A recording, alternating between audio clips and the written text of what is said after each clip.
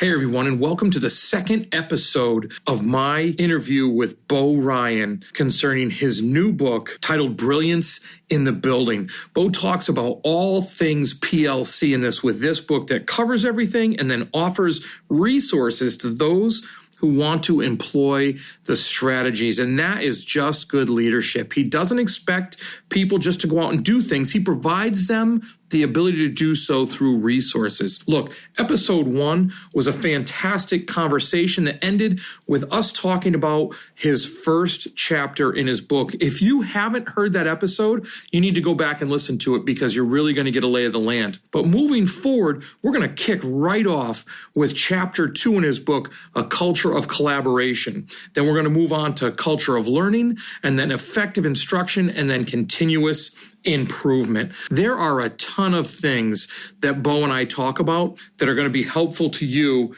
as a leader, whether you're leading a school or whether you're leading a classroom. He bases everything on the idea of good instruction starts with collaborative teams. And one of his chapters outlines a whole system for improved teaching and learning. You know, he goes into a lot of tight, loose leadership situations where it allows teachers to place the students where they're needed in a way that teachers can reach them. That's powerful leadership right there.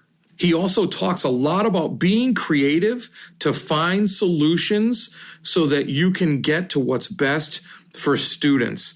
Time is always an issue, but he mentions a really good strategy he used to make sure he gets around that. We even broke into a little bit of a conversation about grades versus standards-based grading.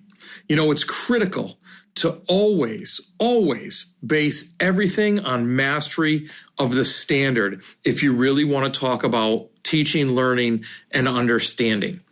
Finally, I just have to say, you already know if you listen to the first episode, but Bo is certainly passionate about everything he does, but he really hits home on the idea that it is critical to constantly be a learner, believe in your teachers, and continually improve. Now, enough from me, and let's hear Bo pick up with chapter 2.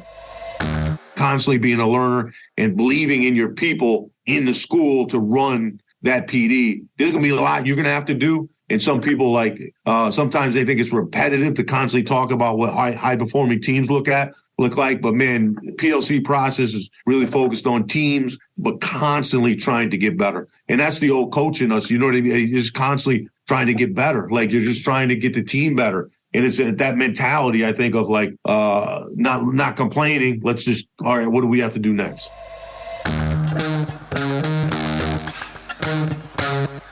Dr. Chris Jones here, and welcome to Seeing to Lead, a show designed to help leaders increase their ability to effectively support, engage, and empower their staff through intentional practices so that they create an environment where everyone reaches their greatest level of success. On Seeing to Lead, communication rules the day as we hear voices from both teachers and leaders in an effort to examine perspectives, highlight misunderstandings, and provide steps to ultimately bridge the gap between what teachers need and provide through thoughtful dialogue. This show is about amplifying voices, creating understanding, and providing information to help everyone continually improve. I want to personally thank you for taking the time. Now, let's get to getting better. The second chapter is how to create a culture of collaboration, which I think is really important, and finding teams to meet. And then it walks you through some steps.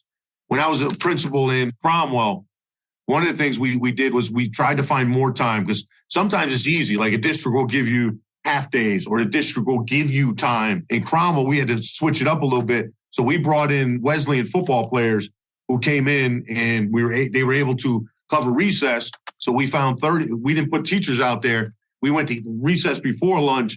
The teachers were able to meet in teams for 20 minutes. So we were able to find ways with Wesleyan football. Then the other thing, Dr. Jones, we did was we figured out that so we were 3 through 5 schools, a K through 2 school, the buses rotated. So the first 20 minutes of a day was really wasted time with teachers in the hallway. So we would have all the kids go to the gym. We had 21 cones set up. Kids would sit in 21 lines. We'd have some type of assembly led by me in order to give the teachers 20 minutes of collaboration time focused on a task that they have to give.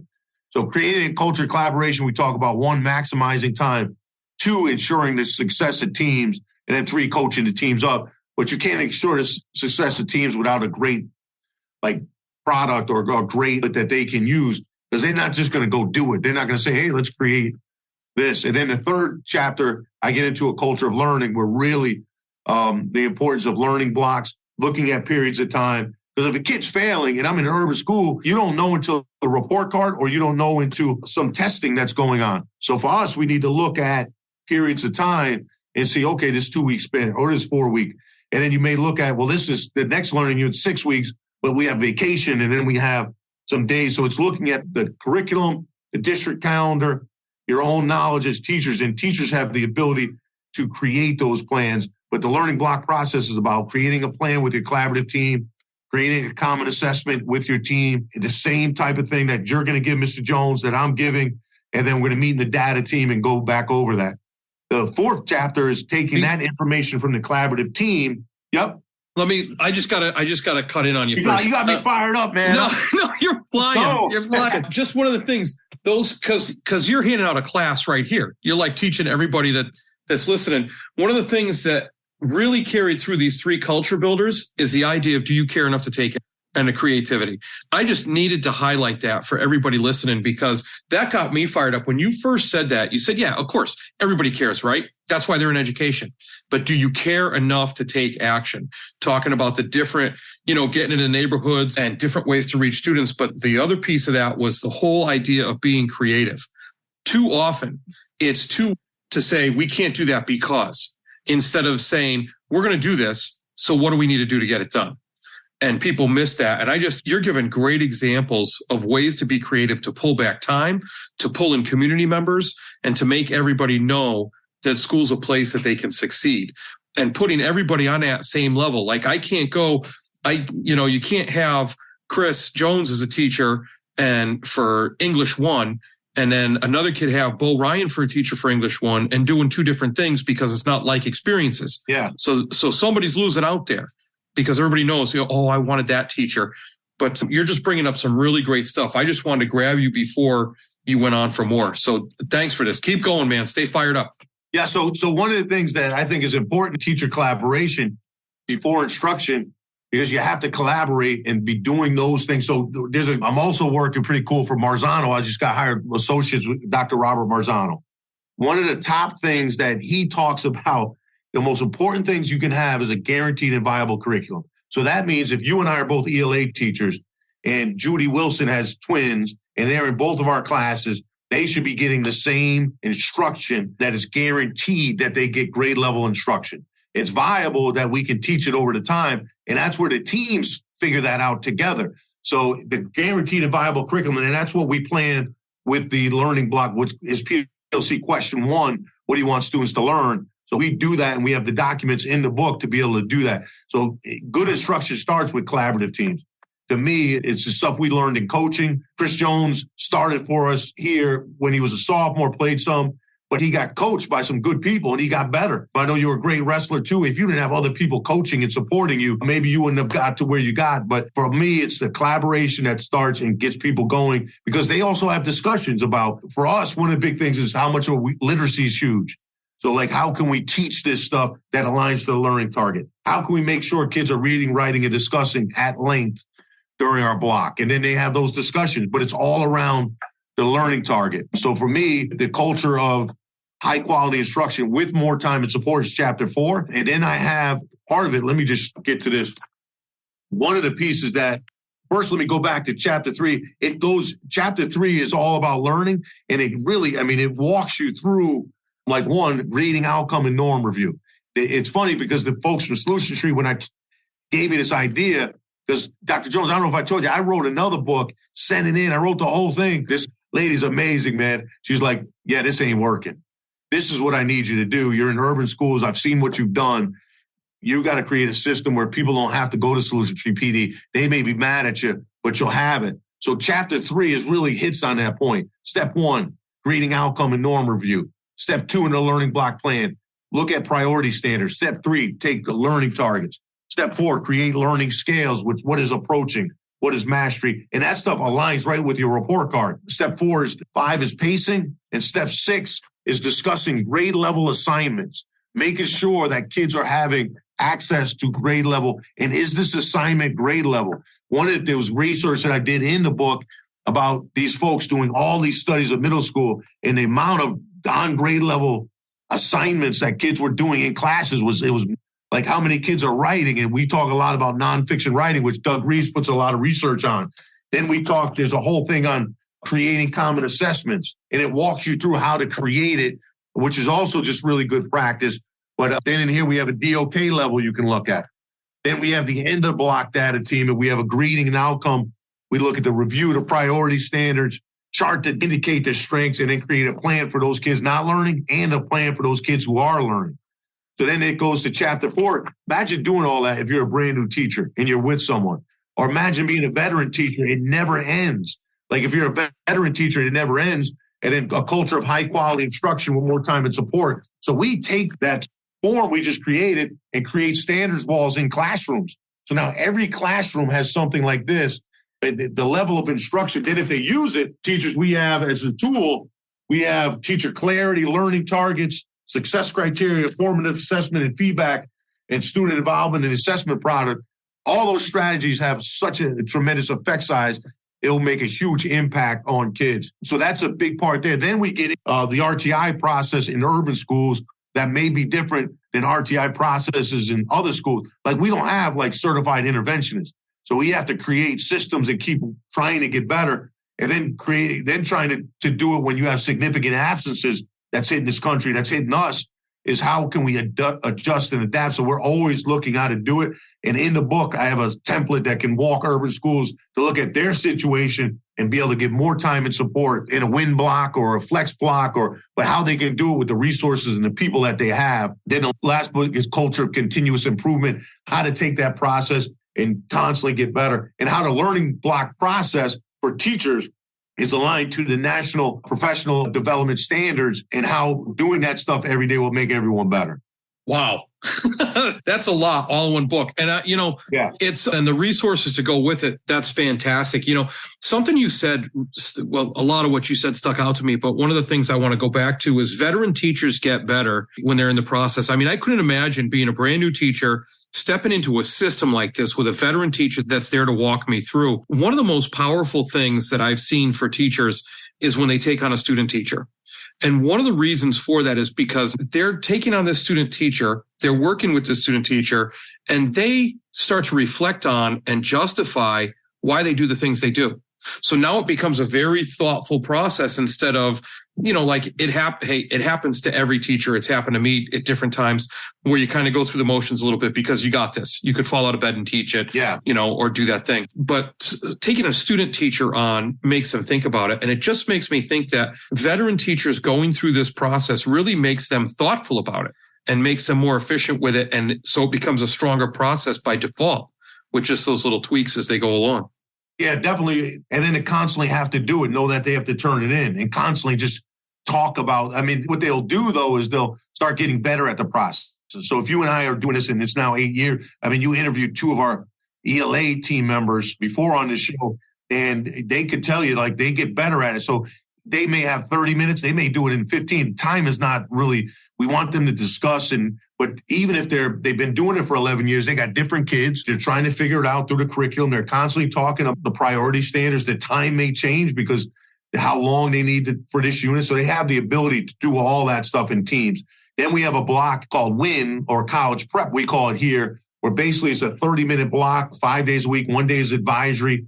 That's when the kids with IEPs, if it's pull-out services, we'll do the pull-out. So they're in classrooms, which I think is the key. You're not getting pulled from grade level priority instruction. They're there, and then during this 30-minute block, they go get their services. We have some kids that will go to Peace Builders, which for us is like a leadership class for some kids who need some behavior support. Then we have interventions who need foundational skills in reading and math, and we're fine-tuning that all the time. Today, I just met with the district math leader because we're trying to figure out ways when we only have like one interventionist in a class, how we can support that. In reading, for us, it's volume reading, and it's some grade level stuff that we're doing. So really putting that block of time and then figuring out but that's all run by teachers meeting teams and place kids wherever they need. It's all done by staff. The system was created by me, but then they kind of take it and they have the ability. So the tight practices, kids are going to have extra. We're going to guarantee every kid is going to have more time and support in the school. The loose practice is the teachers have the ability to place kids wherever they want. That's awesome. And, the empowerment behind that, whenever I talk about empowering people and letting them do things, that tight, loose leadership is key. And just to think that, you say, hey, every student's going to get what they need, and then the teachers can figure out how they deliver that. That's so empowering and really shows that you want to talk about building teacher efficacy. That really does it. You talk about the win block, which I don't know if it's the same where you are, but here in Massachusetts, we call it the what I need block. And a lot of schools have that flex block where, like the Vikings have the Viking block, and people get creative with what they do, but it's basically the same type of thing.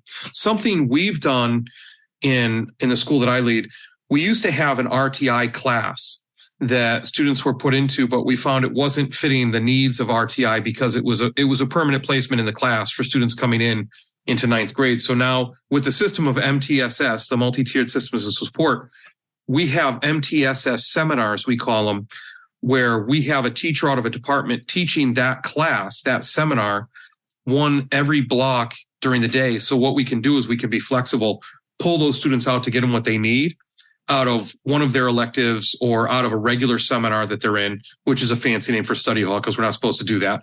But then they can slide in and out and they don't lose anything in their regular core class where they're trying to get some help. Awesome. That's exactly kind of what we do. We have that 30-minute block. It's different for grades 6, 7, and 8.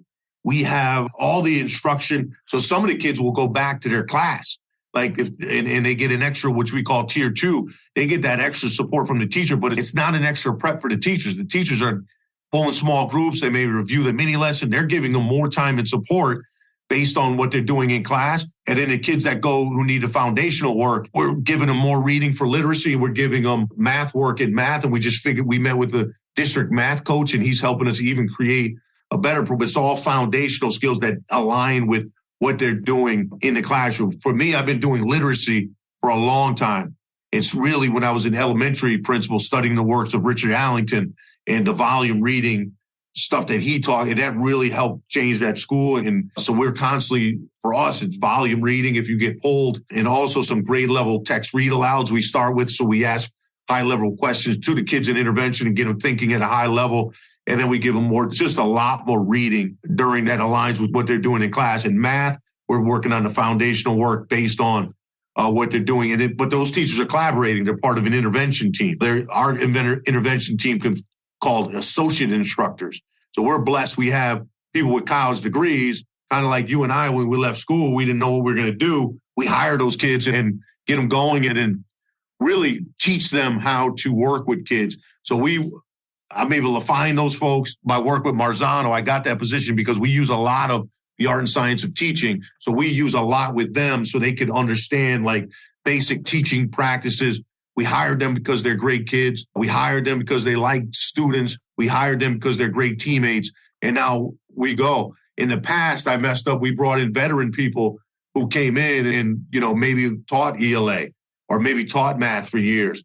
They didn't have the same commitment to these kids as these young AIs have now. So that's a mistake we had. That is fantastic. That is an idea I never even thought of. You can, when we talk about the teacher pipeline crisis, you talk about anything, boy, to pair up with some colleges and to say, hey, we're running this program and to be able to bring people back in to work with students. That's a brilliant idea. Well, so that one is also just us. It's an associate instructor. That's a correct position. So it's not like we'll find those folks, but we have like 6 of them now. And they help cover classes when teachers are at the challenges. Like, I don't know about other districts, but we're struggling sometimes with staff coming in.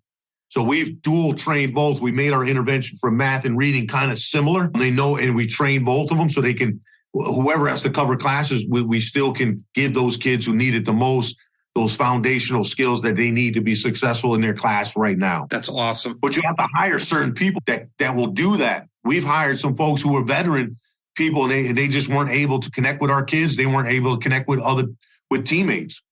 Yeah, it's so important. And again, it's about the person you're bringing in the door, right? You got to make sure you have that right person on board if you're going to be able to do work like this. Yeah, no question. Supporting your teachers and students seems to be a struggle. They just don't seem to be engaged. You wish they would take more responsibility for their learning and culture of the building, but they just don't seem to be empowered enough to do it. So, my question is, have you checked out the book Seeing to Lead yet? It's all about creating a true educational experience where learning, growth, leadership, and community take center stage. Full of strategies and resources, Seeing to Lead is about attaining that goal by employing a model that supports, engages, and empowers all individuals to become leaders themselves. Pick up a copy today at seeingtolead.com. That's seeingtolead.com. Remember, you don't become a leader and then decide you need to support and recognize others more than yourself. It is the moment you realize it's about supporting and recognizing others that you become a leader. Seeingtolead.com.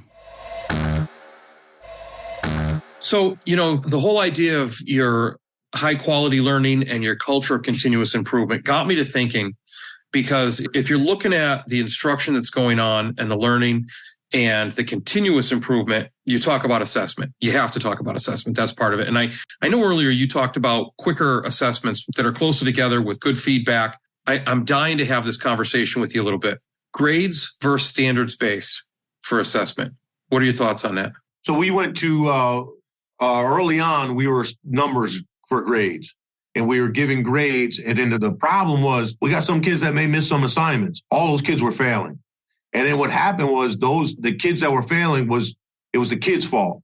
There was no accountability on it. It was hard to create interventions for kids that we were just making up assignments. We weren't really teaching them skills that they needed to be successful in the class tomorrow. So I read a lot of Marzano's stuff. I watched his stuff, and I put in standard-based grading without bringing in a presenter. And we did it, like with me. And we put that in, and then it aligns to our learning block process.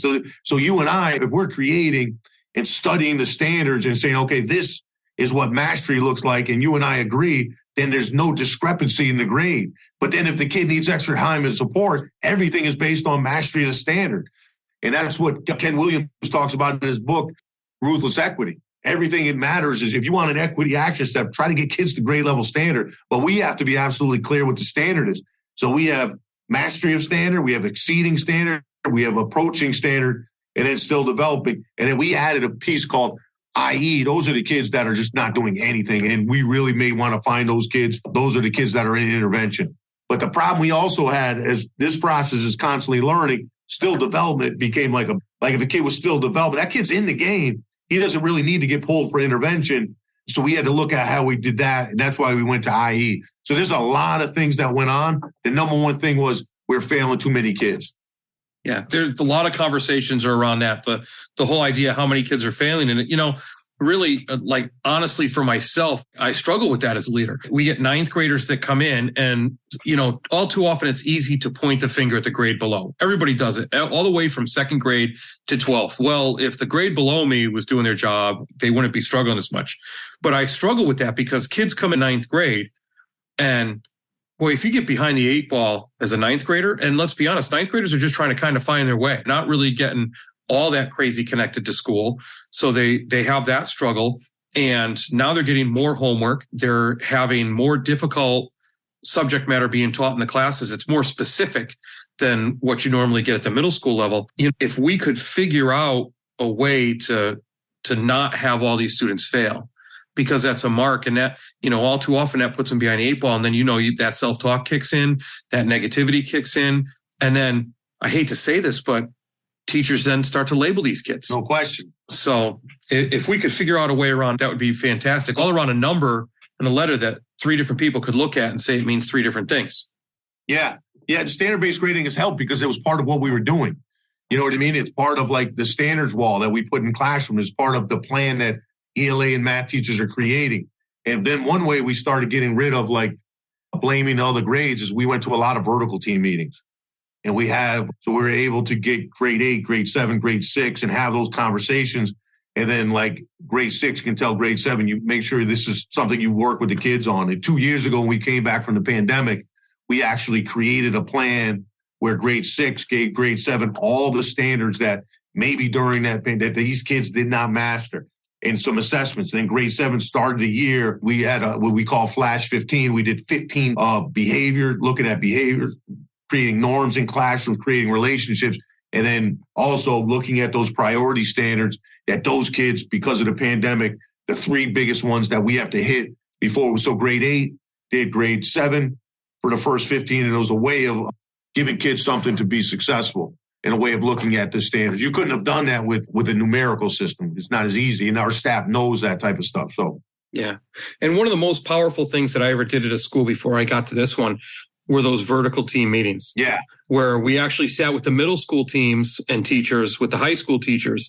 And it was interesting to listen to them talk to each other and say, oh, well, we cover this. They're like, you cover that, or you don't cover that? What? Just that knowledge coming to the front so that people could actually have honest conversations instead of going on rumors and things like that. Yep. But hey, so we've been talking quite a while. We went through your book. And again, I have to say, those pieces that you're talking about, that's, like I said before, that's like the first 2/3 of the book. And then that last third is just chock full of resources that I was looking at. I got to say, I'm going to be using some of those. Awesome. But it's really good stuff. I ask everybody that comes on the podcast 2 questions. And so I'm dying to hear some of these answers from you. So the first one is, if you weren't in education, an educational leader, who, not what, would you be? Who would I be? Yeah. I don't want to be anyone else, to be honest with you. Like, to me, I'm in the greatest profession ever created. So I don't know who I would want. Maybe my mom, who was a nurse and worked with a lot of people and helped people and constantly worked and supported. Maybe my youngest sister, who's, you knew when she was crazy and wild, but she's a social worker. And actually a kid was on the news the other day that she was able to help this kid get adopted through years of neglect and that type of stuff. So it would be a nurse or a social or something where you help people and you support people. Awesome. So the last one is really important to all the listeners. After all of our talk about, the great information you have in the book and all the information you were given to us before that. But what's one piece of advice? What's the most important piece of advice you would give to all leaders and teachers as they work to better support, engage, and empower those they teach and or lead? Well, one of the things that the number one thing is keep being a learner, support, engage, and empower. One of the things I'm proud about, so we've been at this school, this is our 11th year. I think we've had 35 people move up the ladder, parents to associate instructor, teacher, and then we had 12 people do their 092s here. So for us, it's creating a system of learning where, if you can see behind me, these are all the books that the teachers, if they need it. So if I'm taking teen class, and I'm a first-year teacher and I need a resource, they come down and they have it. We also we have Avante for staff. We have Global PD from Solution Tree. So anything that teachers need, they can have it. Creating that time for collaboration helps teachers present. We just had what we call an academic fair where we went into classrooms. So the after-school staff meeting was, we're going into classroom, let's go into grade 6, and products of team meetings were left out so they could see, wow, that's what you did with the and they could also see what's in classrooms. And some teachers actually had like mini presentations, but it was a way of going around the school, seeing products from team meetings that they created. So, wow, we can do a little better here, seeing anchor charts in rooms or having quick presence. So it was all run by teacher teams. We also do instructional rounds a lot, which it's in the book. I think it's important to go in classrooms. And so one thing for leaders, I think, constantly being a learner and believing in your people in the school to run that PD. There's going to be a lot you're going to have to do. And some people, sometimes they think it's repetitive to constantly talk about what high-performing teams look like. But, man, the PLC process is really focused on teams, but constantly trying to get better. And that's the old coach in us. You know what I mean? Just constantly trying to get better. Like, you're just trying to get the team better. And it's that mentality, I think, of not complaining. Let's just, all right, what do we have to do next? That's great advice. All 3 of those, the idea of constantly being a learner, believing in your teachers. I have found out that when you believe in your teachers and empower them, you're amazed by what they can do. Yeah. They just take it and run with it. We were doing PD and It's funny because professional development, this is a couple of years ago with my school, I had it mapped out what I was going to do. And I believe that the experts are in the building, just like you say, the brilliance in the building, the brilliance are your teachers, where they were going to teach PD. And so the first one, I didn't do a good job of it empowering. I pretty much scripted what they were going to teach and asked teachers who wanted to go and teach that. And I tapped some teachers. And then I got feedback because they filled out surveys. I got feedback from the rest of the staff on what that PD was like. And needing to constantly learn, I took that feedback and adjusted it. And a full year before I thought they'd be able to do it, our PD was an in-house conference. Awesome. I asked teachers who wanted to present on what and what they felt confident. And I got flooded with responses where basically I just had to get out of the way and figure out the schedule. But we ran a conference. They submitted blurbs of what their session was about, and teachers went to whatever one they wanted to throughout the course of the day. And that way, all the teachers, the presenters got to go to other sessions and things like that. So that whole idea is good. Fantastic. I love it. The continuous improvement, I mean, that's on point, right? Because if you think, and I always say, it's not about, you don't have to continuously improve because you're not good. Just think about where you are. If you improve just that 1%, that 2%, think of how much better you can be. Yeah, no question. You don't think LeBron James and Kobe Bryant? Right. I mean, Michael Jordan, those guys, man, they're constantly working to try to get better. It's funny, and I'm going to bring your dad into this because your dad coached both of us at high school, like huge part of my life, big role in my life in who I am today. And there's a word I never heard your dad say whenever he talked to us as athletes or was coaching us up. He would always say, "That's good. It's not great, but it's good." I never heard him say something was great because it was always like there was that next step to take. Yeah, you're doing a good job, but don't you rest. You take another step forward. Yeah, no question. Yeah. He's one that the circuits we used to do, he studied that like in Bridgeport and learned and then took it. And then people went away from that. That's the training now, the stuff we're doing. You know what I mean? That's, so he took that from learning from a lot of different folks, and we did it at Platt. It's really now like that's the best kind of training that they're doing. Like it's constant. It's, you're not sitting around as much. Yeah, you can always learn. So, but hey, Bo, hooking back up with you, talking to you again. This has been fantastic. As it was coming up, I was getting all excited about, oh man, I get to talk to Bo. You are doing fantastic work. Seriously, I've been kind of looking and listening from the sidelines and from the shadows a little bit, but you're doing some great stuff and you're impacting lives in such a way that is fantastic for a lot of people. You're changing lives, man. Thanks, man. Appreciate that. That's awesome. Same to you. Keep up the great work. I'm proud of you, brother. Thanks. Same to you. I'm proud of you every time I hear your name. Look, people are going to want to hear about the PLC stuff, and I'm going to tell them to buy your book because it's there, but it's not quite as good as talking to you. So if they want to reach out to you, what's the best way they can get in touch with you? They can text me. 860-655-3748. Or my email is bryan@crec.org. That's awesome. I can't imagine people not wanting to get in touch with you. Look, this has been even better than I thought it was going to be, and I can't wait to talk to you again. So thank you very much for being on.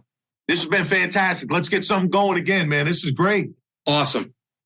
Maybe next time we meet at Ted's restaurant, we get a steamed cheeseburger. Yeah, I was just going to say the steamed cheeseburgers are awesome. I'll have to let you know when I'm in the area. We'll get together. All right, let's go down. We'll engage with a steamed cheeseburger. Yeah, there you go. I'll empower you to lead me. And I will support you in making sure we get enough eating. Yeah, we'll give enough napkins to support, but I love it, man. Keep up the great work. I'm proud of you, brother. All right, you too. Thank you. Well, that's a wrap, but not the end. Next step, be sure to take action on something you heard here today. Hey, thanks for listening to the Seeing to Lead podcast. If you would like to connect for any reason, email me at drchrissj@gmail.com or catch me on Twitter at drcsjones. If you've gotten any value from the Seeing to Lead podcast today, you can help me and other leaders create a world-class environment through a teacher-centric approach by subscribing to the show, leaving an honest rating and review, and sharing this episode on social media with your most valuable takeaway. Also, one last thing. Have you had a chance to pick up my latest 5-star rated book yet? Grab your copy of Seeing to Lead anywhere you buy books. or at seeingtolead.com. That's seeingtolead.com, where you can learn more and continue to improve. Now go have a successful week.